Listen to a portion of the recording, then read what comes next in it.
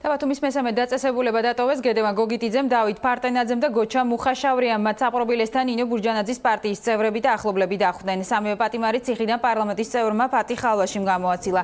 მუხაშავრი აჭარის ტელევიზიასთან 2011 წლის 21 მაისს დააკავეს, თუმცა თვითმხილველები ამბობდნენ, რომ აქციის მსვლელობისას მუხაშავრია ქალაქის სხვა უბანში ნახეს, თუმცა მოსამართლემ თვითმხილველთა დაკითხვა მიზანშეწონილად არ მიიჩნია.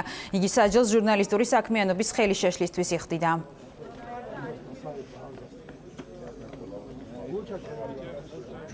Ბატონმა პროკურორმა აგვიგითხა ჩვენი უფლებები და გითხრა რომ თქვენ განთავისუფლებული ხართ როგორც პოლიტპატიმარი. მე მგონი ესეა.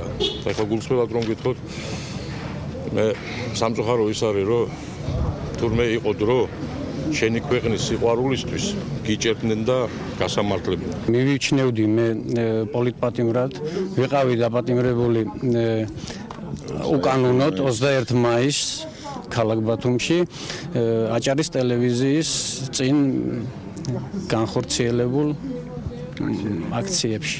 ძალიან ამაღელვებელია ჩემთვის ეს დღე, იმიტომ რომ მეც მყავს იმ სიაში მოხვედრილი ორი ძმა, რომლებიც საზღვარგარეთ არიან და ელოდებიან ოჯახში დაბრუნებას.